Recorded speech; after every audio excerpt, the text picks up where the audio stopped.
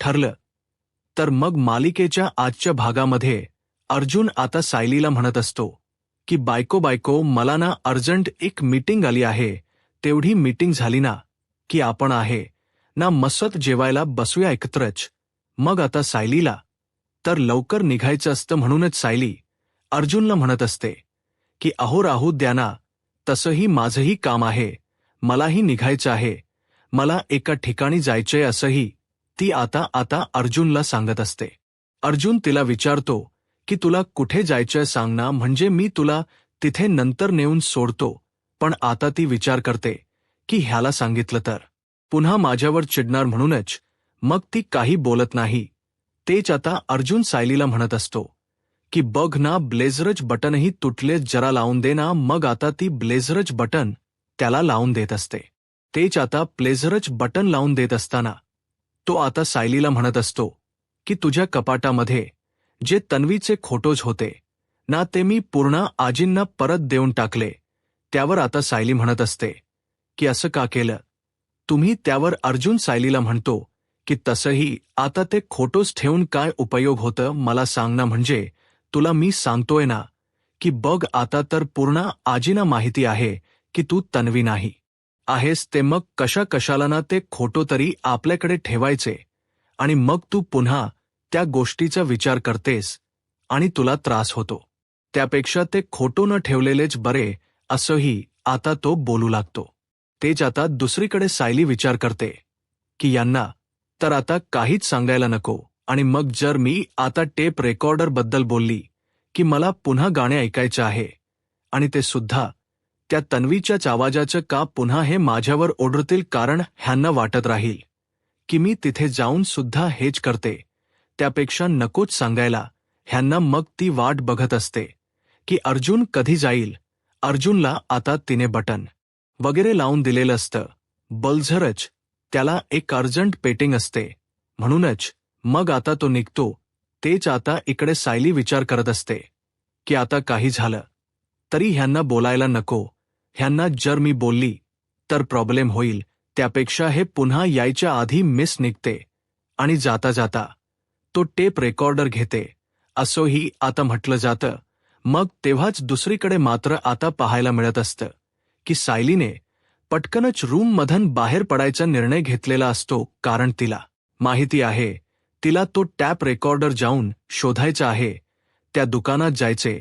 तेच अस्मिता आता तिचे डॉक्युमेंट्स बघत असते, जेणेकरून ना तिला नोकरी मिळायला हवी, आणि त्यासाठी तिचे ग्रॅज्युएशनचे सर्टिफिकेट्स आणि हे सगळं काही ती व्यवस्थित चालत असते. तेव्हाच ना ती आता हे सगळं बघत असताना विचार करते की या सगळ्याची मला एक करून कॉपी करून घ्यावी लागणार आहे, म्हणजे कसं जेव्हा इंटरव्ह्यूला जायचं असेल तेव्हा ते बरं पडेल ना, असाही ही विचारणा आता ती करू लागते. आणि जेव्हा या सगळ्याचा विचार करत असते ती, तेव्हाच ना तिच्या लक्षात येतं की तिकडनं बाळाचा आवाज येतोय रडण्याचा. मग तिने पटकन ना बाळाला घेतलेलं असतं. तेच दुसरीकडे आता सायली त्या दुकानात पोहोचलेली असते जिथे हा टॅप रेकॉर्डर आता भेटत असतो. या टॅप रेकॉर्डरमध्ये तिने विचारलेलं असतं की हे चालेल ना, म्हणजे मला तुम्हाला हे म्हणायचं आहे की नाही, तर मी घरी घेऊन जाईन आणि हा टेप रेकॉर्डर बंद पडेल. तर तसं नाही होणार ना. मग तिला सांगितलेलं असतं की नाही, असं काही होणार नाही, आमच्या दुकानातून तुम्ही काही घेऊन ज्या सगळंच चालतं, असंही आता तो दुकानदार म्हणत असतो. तेच दुसरीकडे मालिकेत आता एक नवीन एंट्री झालेली आहे. तो मुलगा जो आहे तो लांबूनच ना कारमध्ये बसून सायलीचा फोटो काढतो, सोबतच स्मोकिंग सुद्धा करत असतो. बहुतेक व्लनच दाखवला असेल असंच वाटतं, म्हणजे स्मोकिंग करतोय आणि त्याची सायलीवरची नजर यावरून तरी मग आता सायलीवर बरोबर लक्ष ठेवून असतो. तो सायली आता त्या दुकानातून बाहेर पडते. तेच आता सायलीसाठी स्पेशली गाडी ही दिलेली असते, जी प्रतिमा आत्याने दिलेली असते. तर आता सायली त्या गाडीत जाऊन बसते, तर त्याच लक्ष बरोबर सायलीकडे असतं. तेच आता दुसरीकडे पाहायला मिळतं. अस्मिता सगळं चेक करत असताना अचानक बाळाचा आवाज आल्यामुळे बाळाला ती हातात घेते आणि कसं शांत करण्याचा प्रयत्न करत असते, कारण तिच्यासाठी आता ते बाळही महत्वाचं आहे आणि असलेला जॉबही. आणि त्यासाठी ती म्हणत असते की मला माहिती स्मिथ थांब आई आहे, तेच नको रडू नको रडू असं बोलून कसं कसं आता ती त्याला शांत करायचा प्रयत्न करत असते. जेव्हा आता या सगळ्या गोष्टी होत असतात तेच आता दुसरीकडे पाहायला मिळतं की अस्मिताला आता इंटरव्ह्यूसाठी सुद्धा जायचं असतं आणि त्यासाठी तिची तयारी सुरू असते. पण तिने आता ठरवलेलं असतं की घरात इतक्यात तरी कोणाला काही सांगायचं नाही, पण ती तयारीत मात्र पूर्ण असते. तेच आता बाळाला कसं कसं ती तयार करत असते, शांत करत असते, कारण तिला बाळाला शांत करून तर पुढच्या कामासाठी बाहेर पडायचं असतं. तेच आता तिला एक अर्जंटमध्ये मेसेजही आलेला असतो जॉब संदर्भात, त्यामुळे तिला आता इंटरव्ह्यूसाठी तर बाहेर पडावंच लागणार असतं. तेच दुसरीकडे सायलीने टेप रेकॉर्डर घेतलेला असतो आणि ती आता आपल्या गाडीत बस असते. सायली जशी त्या गाडीत बसते ना, तस सायलीवर लक्ष ठेवून तो माणूस असतो सायलीच्या गाडीचा आता तो पाठलाग करत असतो. त्याच वेळेला तो फोनवर सुद्धा बोलत असतो आणि फोनवर तो सांगत असतो की हो बघितले तिच्याच पाठलाग करतोय असंही आता म्हटलं जात असतं. नक्की आता ह्याला कोणाचा फोन आला असेल आणि काय होत असेल काहीच कळायला मार्ग नाहीये. मग तो आता स्मोक करता करता ड्राईव्ह करत असतो आणि ड्रायव्हिंग करत असतानाच ना त्याचं पूर्ण लक्ष सायरीच्या गाडीकडे असतं.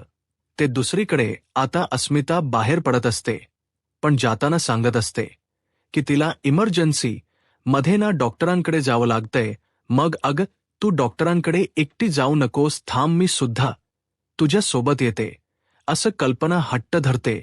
तेव्हाच अस्मिता म्हणते की मम्मा नको, तू एक काम कर, तू त्यापेक्षा घरीच थांब ना, स्मिथकडे लक्ष दे ना.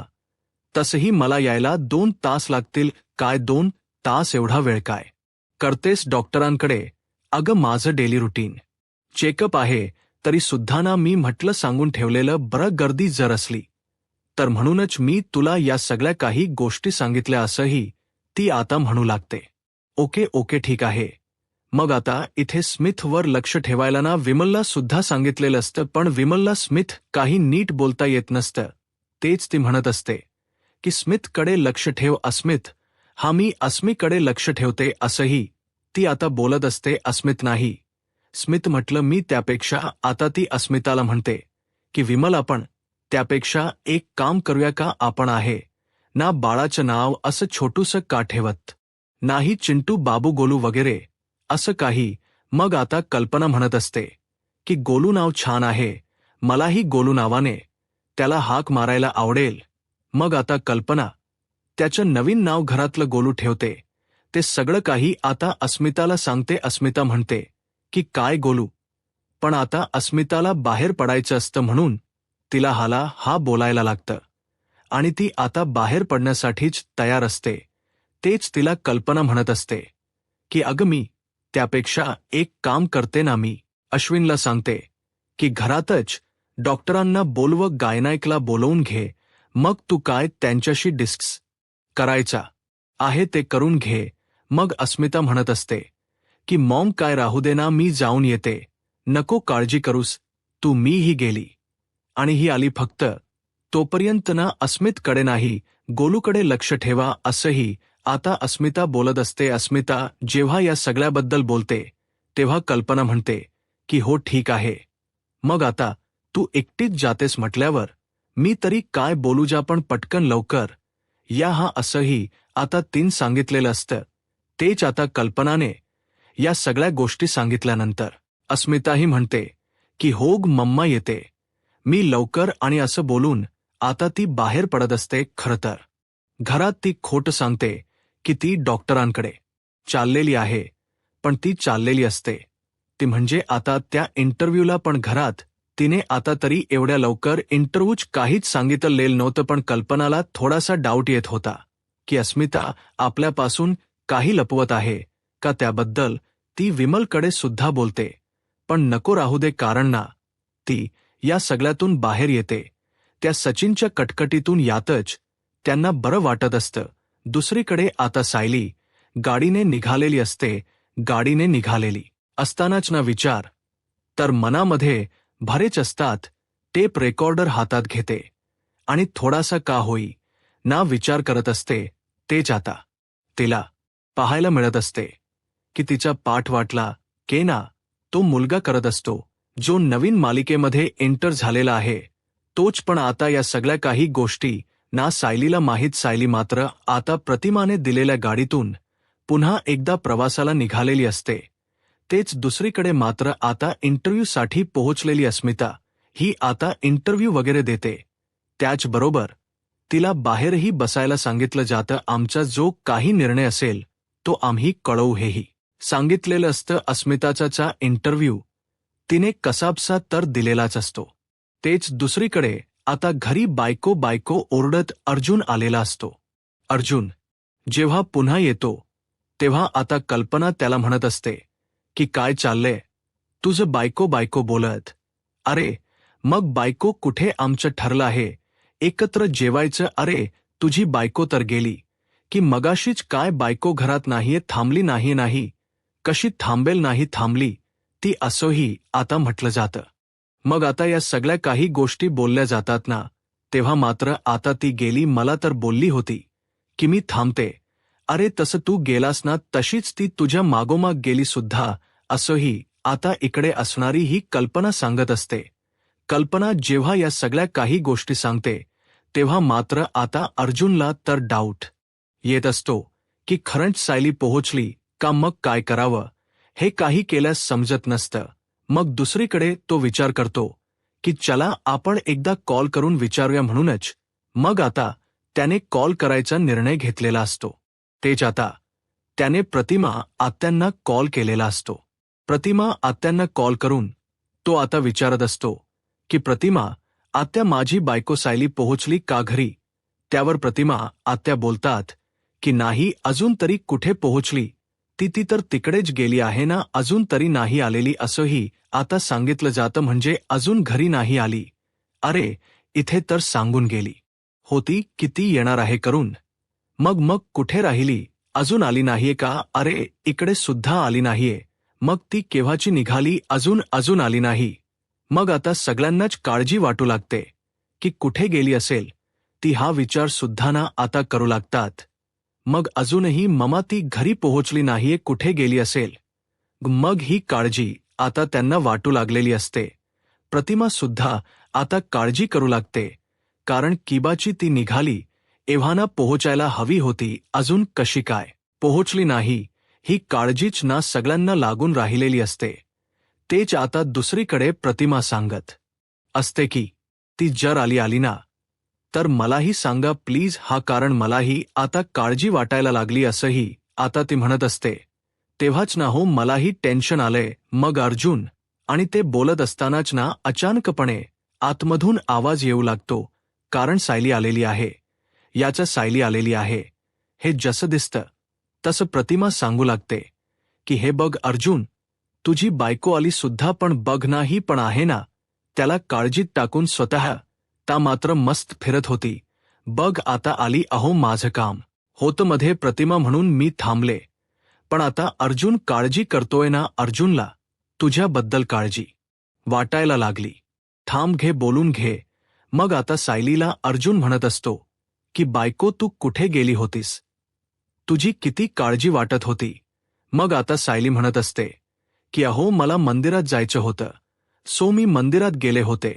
काय तुम्ही पण आता मंदिरात जाताना पण तुमच्याशी बोलून तुम्हाला विचारून जायचं का. मला थोडं शांत बसायचं होतं मग मी तेवढंही करू शकत नाही का असंही आता सायली म्हणू लागते. त्याबरोबर अर्जुन म्हणतो की हो बायको चालेल पण तू एवढी पॅनिक हो नकोस शांत हो असं देखील बोलून आता कसं ती शांत करायचा अर्जुनला प्रयत्न करत असते. अर्जुनच्या आता फोन ठेवल्यानंतर प्रतिमा आत्या सायलीला म्हणत असतात की सायली एवढा वेळ कसा झाला यायला आणि काय झालं भेटलं का आपल्याला. आणि जे टेप रेकॉर्डर होतं ते तर दुसरीकडे मात्र आता हो टेप रेकॉर्डर भेटला आहे.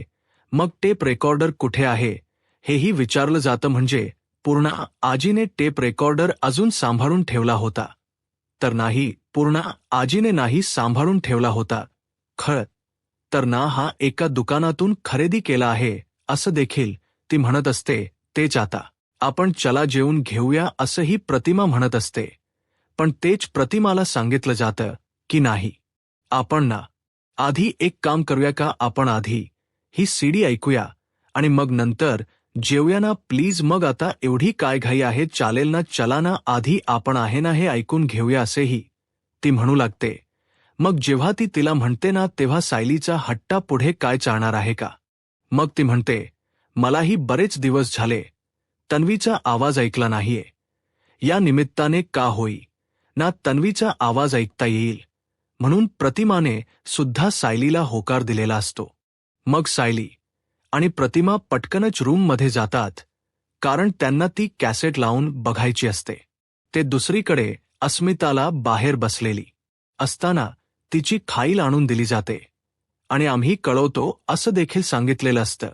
त्यामुळे अस्मिता आता पटकनच ना तिथून बाहेर पडते आणि जेव्हा ती तिथून बाहेर पडते ना तेव्हा तिच्या डोक्यात ना असंख्य विचार असतात. म्हणजे तिला समजत नसतं की काय काय करू दे. त्यामुळेच ना थोडं टेन्शन तर तिच्या डोक्यामध्ये अस्थिर चालत असताना सुद्धा विचार करते. अगदीच ना गरगरत असतं तिला, पण तरी सुद्धा का होई ना रस्त्यावर ना ती चालायचा प्रयत्न करत असते. जेव्हा ती आता रस्त्यावर ना चालत असते तेव्हा ना समोर ना एक रिक्षा सुद्धा तिला दिसत असते. मग रिक्षा दिसत असतानाच ती विचार करते की चला खाईनली आपण रिक्षात बसूया. तर दुसरीकडे आता ती बघत असते की सायली आपल्याला काही झालं तरी हे गाणं ऐकायचं आहे, म्हणूनच मग ती आता गाणं ऐकायला सुरुवात करते. आणि मग काय गाणं जेव्हा ती आता ऐकायला सुरुवात करते तेव्हा पहिल्यांदाच आवाज ती घेते. आवाज जेव्हा कल्पनाला ऐकू येतो तेव्हा कल्पनाचे डोळे सुद्धा आता अक्षरशः पाणावलेले असतात. कल्पना एकटक ते गाणं ऐकत राहते. इतक्या वर्षानंतर तिने तन्वीचा आवाज ऐकलेला असतो, तेच आता तिच्या समोर आहे ना. हे सगळं पुन्हा एकदा घडत असतं आणि त्यामुळेच ना ते खूपच जास्त खुश झालेली असते. सायलीला सुद्धा तो आवाज ऐकल्यानंतर भूतकाळातील सगळ्या गोष्टींचा आता समज होऊ लागतो. तो मग तेव्हाच प्रतिमा सुद्धा त्या सगळ्या गोष्टींमध्ये हरवून जाते. तो गोड गुलाबी बोबडा आवाज आणि हे सगळं ऐकून ना प्रतिमा सुद्धा आता एकदमच खुश असते. प्रतिमाई हे सगळं ऐकत असतानाच तेव्हाच ना दुसरीकडे आता पाहायला मिळत असतं की सायलीने हे गाणं अचानकपणे जवळून जाऊन सुद्धा ऐकलेलं होतं आणि हे गाणं जेव्हा ती ऐकते ना तेव्हा तिला खूपच जास्त आनंद हा होत असतो. आणि हे सगळं ऐकून प्रतिमा आत्या सुद्धा तिच्याकडे जातात. तेच दुसरीकडे आता अस्मिताने एक रिक्षावाल्याला थांबवलेलं असतं आणि ती रिक्षावाल्याला म्हणत असते की तिला मेन म्हणजे घरात जायचं सुभेदारांच्या तिथला ते ॲड्रेस सांगते. पण तो रिक्षावाला ₹2 वरती सांगतो. पण आता तिला स्वतःच्या पैशांची बचत करायची आहे आणि त्यामुळेच ना मग ती आता नाही असं म्हणते. जेव्हा ती चालत जात असते तेव्हा तिला जमत सुद्धा नसतं, पण काय करणार ना, चालत जाण्यापासून पर्याय नसतो. तेच दुसरीकडे आता अस्मिता अजून आलेली नाहीये. तेवढ्यातच ना अस्मिता येते. अस्मिता जशी तिथे येते ना तसं आता तिला विचारलं जातं की काय कुठे गेली होतीस, झालं का काम, आणि ही काय एवढी घामाघूम का झाली आहेस तू. तेव्हाच ना ती सांगत असते की ममा अगं बाहेर किती गरम आहे त्यामुळे झालंय हे सगळं बघ. आणि मग काय अगं तिकडे मला SP रोडला गाड्या पण भेटत नव्हत्या. मग इथे अर्जुन म्हणतो अगं पण तू आपली गाडी घेऊन का नाही गेली. तर ती म्हणते की तिकडे कुठे ऑप्शन असतो गाडी लावायचं म्हणून मी नाही घेऊन गेले. अगं पण तू तर डॉक्टरकडे गेली होतीस ना, मग आता तू काय सांगतेस.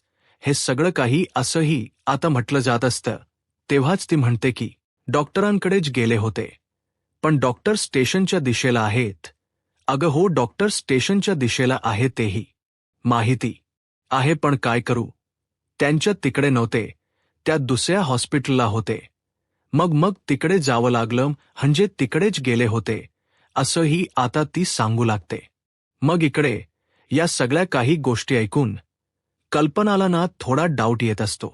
कल्पना थोडा विचार करत असते की खरंच अस्मिता जे काही बोलते ते खरं बोलते का, की काही वेगळं आहे. असाही विचार ना आता मनामध्ये येऊ लागलेला असतो तेच आता दुसरीकडे पाहायला मिळत असतं की ते जो अर्जुन आहे त्याला सुद्धा शंका येत असते आणि तोही म्हणत असतो की तुलाही वाटतं ना की हे सगळं काही वेगळंच घडतंय. हो, मलाही तेच वाटते की जरा काहीतरी वेगळ्या गोष्टी घडतात, पण काय घडतं ना मला काहीच कळत नाहीये असंही आता म्हटलेलं असतं. तेव्हाच ना आपण आहे ना फक्त बघत राहायचं, बघूया आपल्याला ती कधी काय सांगते.